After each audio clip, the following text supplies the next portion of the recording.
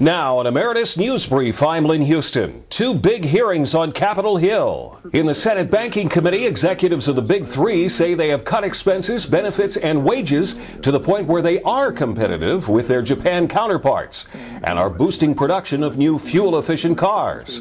But they took heat from the doubters over the proposed $25 billion loan bailout. I'm not an expert in bankruptcy, but I have seen research by an independent party as recently this summer which said that 80% of consumers, and it was broken out by brand, so maybe it was 60 for Honda and I think it was 90 plus for one of the brands here. It was about 80% for us, would not consider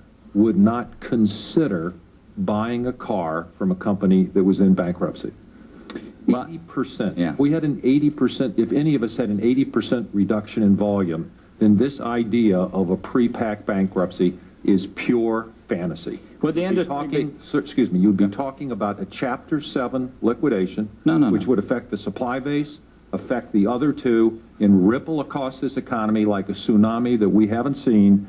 And it seems like to me a huge roll of the dice to weigh that, the risks of that, which I personally believe are very high against the request we're making here today. So well, today, but you're going to come back for more, and I think you all, let me ask you this. I mean, would y'all make the pledge that if you get to $25 billion, you'll never be back to see us again?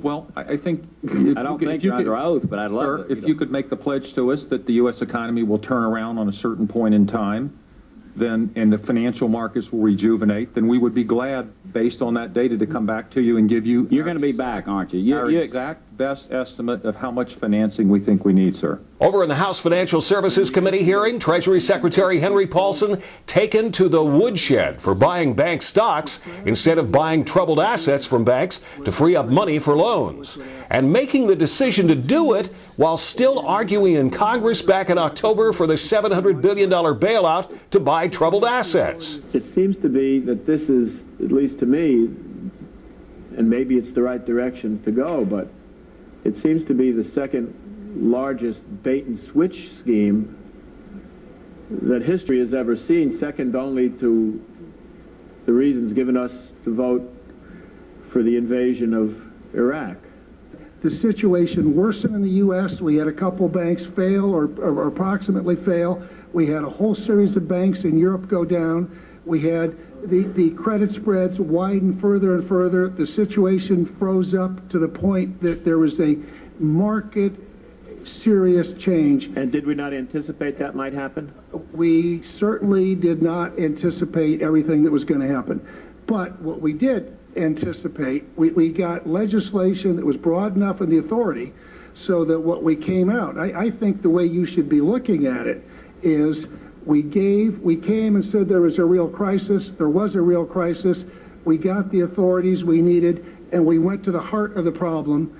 And the heart of the problem was the financial system and capital, and we used a strategy that would work more effectively, and it has worked, number one. The bailout talk didn't affect the markets. The Dow was up 151.17, the NASDAQ up 1.22. Crude oil up 13 cents to $54.56 a barrel.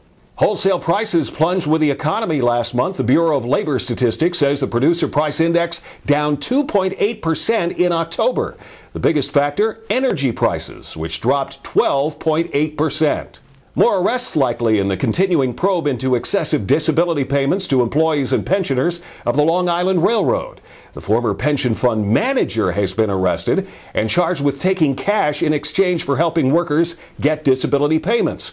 The investigation followed a New York Times investigation in September that revealed more than 90% of career employees retire early and claim disability payments from the Federal Railroad Retirement Board.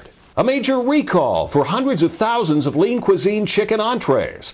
The Nestle company made the recall, claiming there could be foreign particles in the chicken.